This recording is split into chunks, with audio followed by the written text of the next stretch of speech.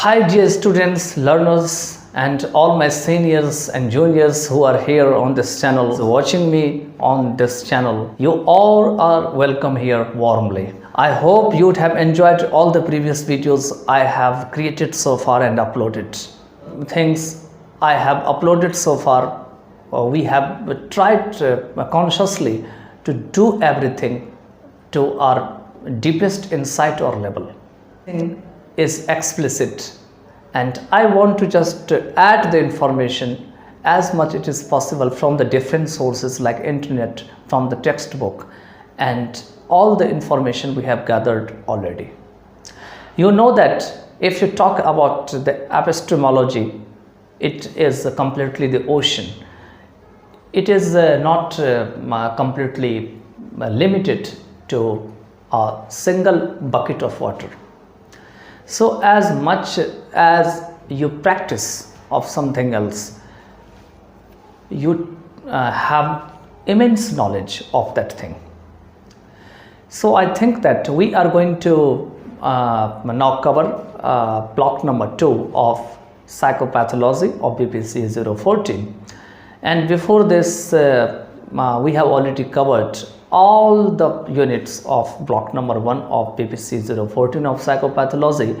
All the parts we have covered in multiple videos, and they are in part number 1, part number 2, and so on. So far you would have enjoyed all these videos. You can leave your own opinion in the comment box, and we would just try to work on it as much as it is possible. By then, just take care of yourself and enjoy all the parts and videos of block number 2 with all the units. Hi, welcome on Easy Learning. Now we have today started unit 3 of BPC 014 of psychopathology of block 2, unit 3 and part 1. Before this, we have already covered block 1 all the videos, and block 2 unit 1 and unit 3 all the videos, and uploaded them. So you can enjoy all these videos previously, or you can also share such videos to your friends and acquaintances. So let's start without wasting the time. In this part of the video, I would cover only 3.0 and 3.1. The first would be introduction and second one would be objectives. We will know what is mental retardation. तो इस part of video में हम mental retardation के बारे में जानेंगे कि आखिर में ये होते क्या है। तो मेंटल तो आप जानते ही होंगे मेंटल क्या होते हैं, लेकिन अगर रिटार्डेशन की बात करें तो रिटार्डेशन होती है कि रोकथाम हो जाना, किसी चीज़ पे समझिए कि ब्रेक लग जाना और उसके कारण से किसी प्रोसेस का स्लो हो जाना।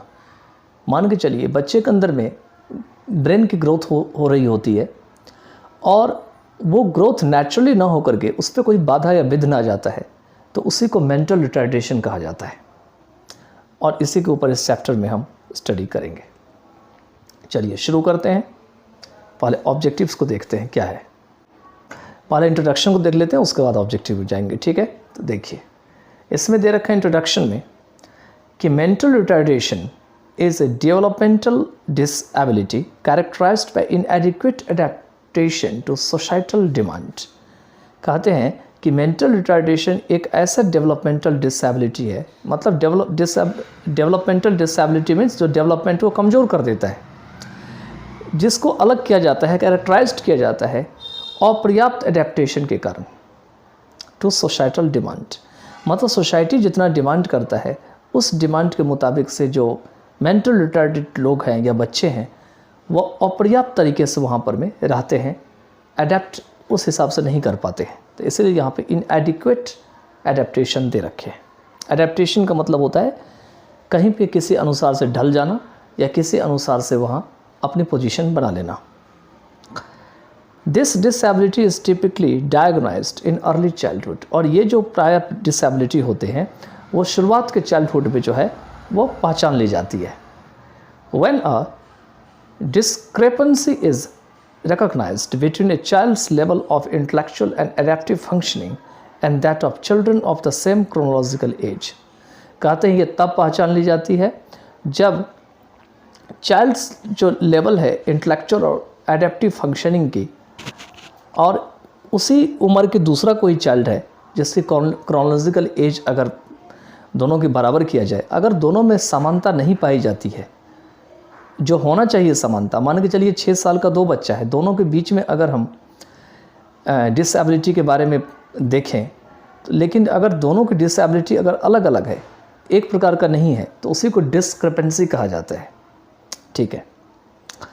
इन this unit we would be studying mental retardation, the criteria use to define mental retardation. कहते हैं इस यूनिट में हम मेंटल रिटार्डेशन के बारे में अध्ययन कर रहे होंगे और उन सारे सिद्धांत को यूज़ करते हुए पढ़ रहे होंगे जो मेंटल रिटार्डेशन को डिफाइन करने में हेल्प करते हैं। We discuss the various causal factors of mental retardation. कहते हैं हम बहुत सारे ऐसे कैजुअल फैक्टर्स हैं मेंटल रिटार्डेशन के, उनको ऊपर चर्चा करते हैं। And lastly we describe in detail the prevention and intervention approaches. और कहते हैं अंत में हम बिल्कुल डिटेल में इंटरवेंशन और प्रिवेंशन के जो तरीके हैं या अप्रोचेस हैं उसको हम विस्तार पूर्वक क्या करेंगे, विवरण देंगे या उसके बारे में चर्चा करेंगे। चलिए आगे चलते हैं। यह है आपका 3.1 ऑब्जेक्टिव्स। तो ऑब्जेक्टिव्स में है 3.1 में आपको दे रखे हैं यहाँ पर में, after reading this unit you will be able to. कहते हैं इस यूनिट को पढ़ने के बाद आप किस चीज़ के लायक हो जाएंगे।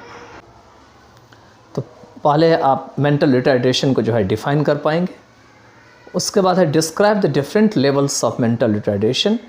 मेंटल रिटार्डेशन के जो अलग अलग स्तर हैं उसके बारे में वर्णन कर पाएंगे।